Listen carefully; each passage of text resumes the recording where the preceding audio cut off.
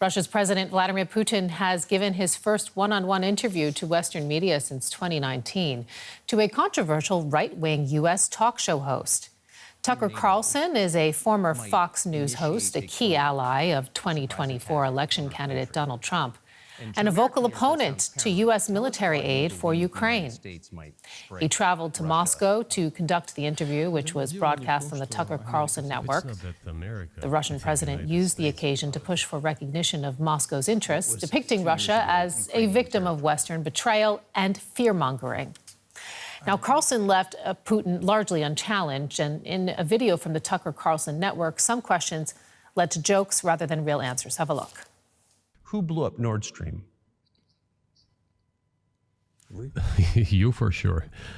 I was busy that day. Nate, do you have I did not blow up Nord Stream. Thank you, though. And there were also more serious exchanges during the 2-hour interview in which Putin repeated his claim that his invasion of Ukraine was necessary to protect Russian speakers there and to guard Russia against NATO. In further comments, Putin said that it was impossible to defeat Russia in Ukraine and pointed to Kyiv's refusal to conduct talks with Moscow. In more video from the Tucker Carlson Network, Putin also said that Russia would never attack Poland or the Baltics. Have a listen. Can you imagine a scenario where you sent Russian troops to Poland?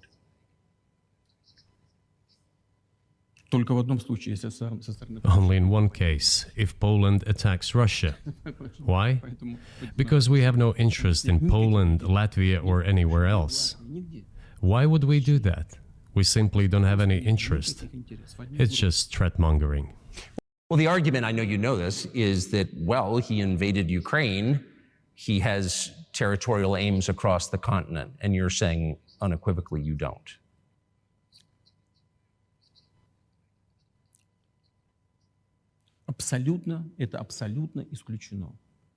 It is absolutely out of the question.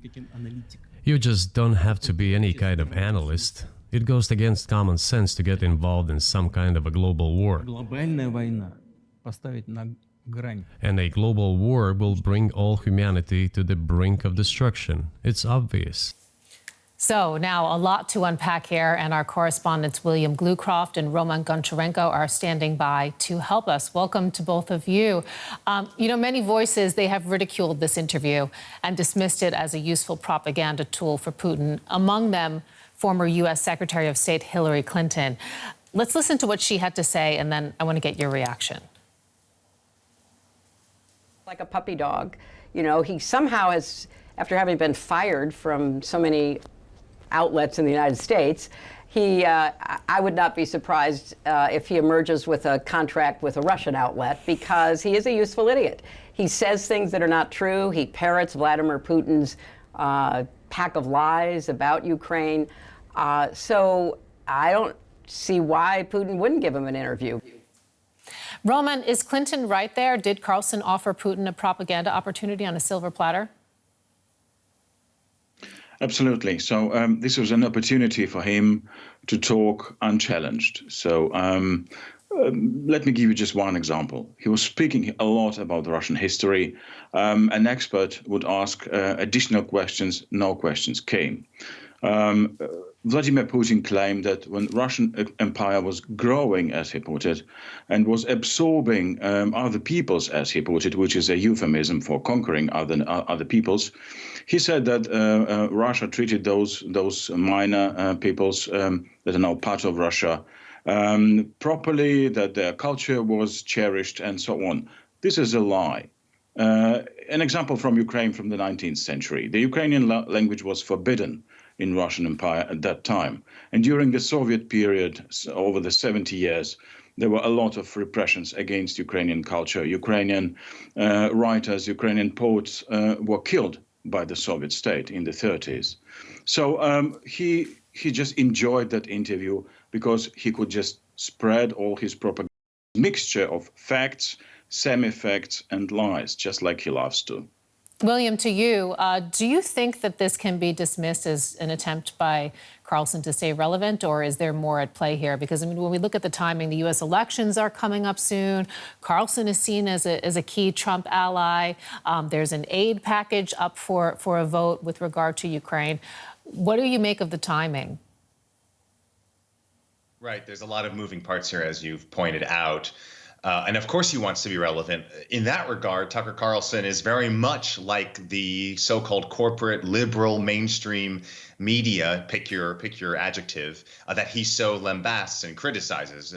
Any media personality, any media institution wants to get big gets like this, big interview partners like this, and is willing to compromise some journalistic values. It's called access journalism.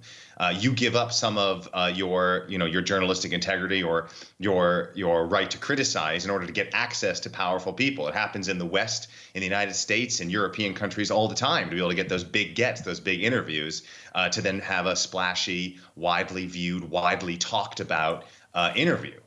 So in that regard, Tucker Carlson's just following a very standard media playbook, very much the same playbook that he often criticizes. Okay, but what's the bottom line, William? Because, I mean, Tucker Carlson, he had a huge following when he was on Fox News.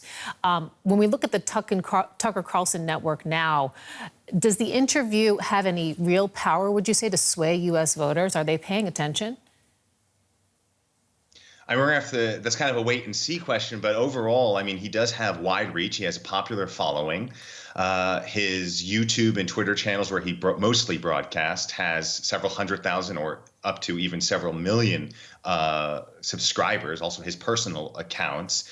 These videos on Twitter, if you can believe Twitter's numbers, which it can be questionable, has over 100 million views, although that's much higher than the YouTube viewership so far at about 5.5 million. So given the Musk, Carlson, Putin sort of triumvirate that was referred to in that Putin-Carlson interview, it might be a little questionable of Twitter or X's numbers. Nonetheless, it has wide reach, and it has the widest reach, really, possibly on other networks, right? We're all talking about it. We are all talking about Tucker Carlson. So again, to go back to my previous answer, as much as Tucker Carlson criticizes corporate media or mainstream media, he very much needs platforms like us and like other broadcasters to help replicate and reproduce that message, because he's getting major playtime today. Let's bring this to the geopolitical level. Roman, you've been covering Ukraine for years. What do you make of the timing through that lens? Do you think that Putin has a very clear focus on the U.S. election and the potential to change U.S. policy at this point, especially with regard to its support of the war in Ukraine? Yes, I think the timing is very accurate. Just a few weeks before the important primaries in the United States, the Super Tuesday, and with Donald Trump gaining power, we see that already, that he's actively influencing U.S. policies towards Ukraine. And it is also for Germany, for countries in Europe here, where we also have elections this year. And when we talk about Germany, there are two parties, one of them new, just established, the party of Sarah Wagenknecht, the left party, who left the left party, and now she has a party of her own. One of the major topics of this new party is peace and pacifism, and she demands, Sarah Wagenknecht, to stop delivering weapons to Ukraine. And this is basically what Putin is saying. He says, you want this war to stop? No problem. Just stop giving weapons to Ukraine and there will be peace. And I think this is a very calculated message, not just to Germany, but to many countries where there are strong political movements also who oppose helping Ukraine militarily. And last but not least, in Russia itself, there will be a presidential election in March. And it is so that, of course, Vladimir Putin controls the media and he has no problem to talk to his Russian public. But when he talks to a foreign journalist, this has more weight. So this is also important for him in his domestic campaign. Okay, William and Roman, thank you so much for your reporting, for putting this all into context for us. We appreciate it.